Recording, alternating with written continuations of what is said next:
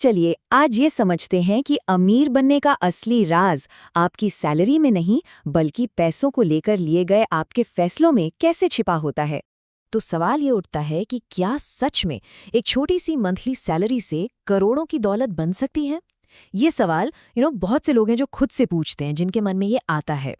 और इसका जवाब इस बात में नहीं है कि कमाया कितना, बल्कि इस बात में है कि रास्ता कौन सा चुना। चलिए इसी को जरा और गहराई से समझते हैं। तो इसके लिए चलिए मिलते हैं दो दोस्तों से, अमित और राज।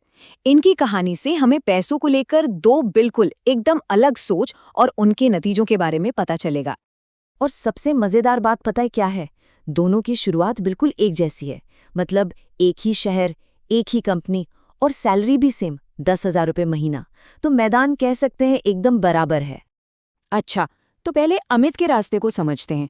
और ये कहानी मुझे लगता है हम में से कई लोगों को अपनी सी लगेगी। एक ऐसी कहानी जहां इनकम तो बढ़ती है पर पैसा है कि बचता ही नहीं। तो देखिए होता क्या है। जैसे ही अमित की सैलरी 15,000 हुई, उसने फट से ईएमआई पर एक नई बाइक ले ली। जब 25,000 हुई तो एक और महंगे फ्लैट में शिफ्ट हो गया। और फिर बच्चे के जन्म के खर्च के लिए क्रेडिट कार्ड का कर्ज ले लिया। मतलब हर बार जैसे ही इनकम बढ़ी, खर्चे भी बढ़ गए और महीने के आखिर में सेविंग्स जीरो। गोल। अब आते हैं दूसरे रास्ते पर, मतलब राज के ब्लूप्रिंट पर। यहाँ हम देखेंगे कि कैसे सिर्फ कुछ अलग फैसले एक बिल्कुल ही अलग नतीजा दे सकते हैं। अब जरा राज का तरीका देखिए। 15,000 की सैलरी पर वो बाइक नहीं लेता, बल्कि एक साइड हसल शुरू करता है। मतलब अपनी नौकरी के साथ साथ कुछ और काम करके एक्स्ट्रा पैसे कमाता है। वो किराए पर भी कम खर्च करता है और बच्चे के जन्म का खर्चा वो अपनी सेविंग से देता है, कर्ज लेकर नहीं।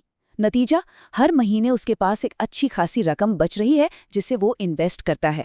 और फिर देखते ही देखते 20 साल गुजर जाते हैं और इन दो अलग अलग रास्तों ने उन्हें दो बिल्कुल अलग मंजिलों पर पहुंचा दिया है। तो चलिए अब देखते हैं कि इन 2 दशकों के बाद अमित और राज की फाइनेंशियल रियलिटी में वो जमीन आसमान का फर्क क्या था। तो ये है राज की नेटवर्थ, 3 करोड़ रुपए से भी ज्यादा। है ना चौंकाने वाली बात?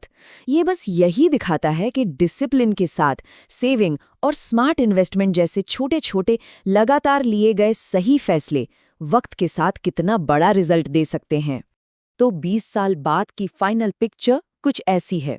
एक तरफ अमित है जो हाई ईएमआई, स्ट्रेस और कर्ज में डूबा है, और दूसरी तरफ राज, जिसके पास कमाई के कई सोर्स हैं, खुद की प्रॉपर्टी है और सबसे जरूरी फाइनेंशियल सिक्योरिटी।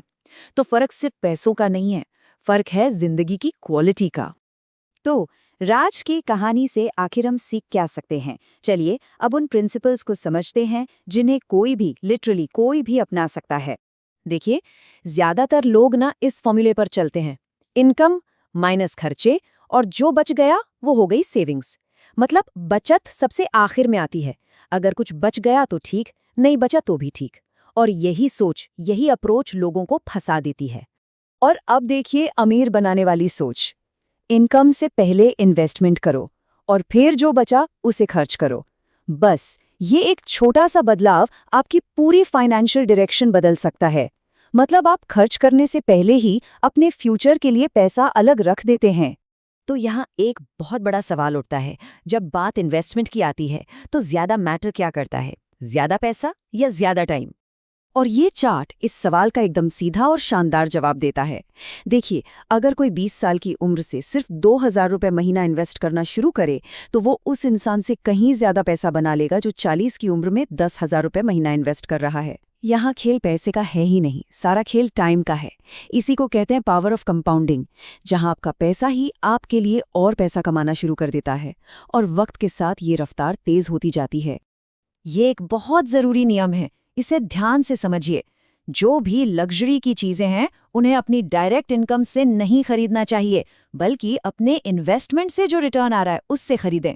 मतलब अपने बेटे यानी प्रिंसिपल अमाउंट को हाथ मत लगाओ, उसके पोते यानी इंटरेस्ट से ऐश करो। प्रिंसिपल को बढ़ने दो ताकि वो आपके लिए और पैसा कमा सके। और आखिर में ये 3 पावरफुल प्रिंसिपल्स हैं जिन्हें हमेशा याद रखना चाहिए। पहला, अपना टाइम खरीदो, जैसे राज ने किया।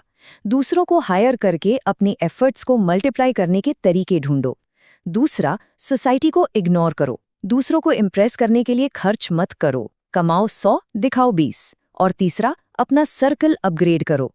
अगर आप किसी कमरे में सबसे स्मार्ट इंसान हैं, तो समझ जाइए आपको एक नया कमरा ढूंढने की जरूरत है। और आखिर में बस ये एक बात, आपकी 9 से 6 की जॉब से आपका गुजारा चलता है, लेकिन आपकी 6 से 9 की मेहनत आपकी किस्मत बनाती है।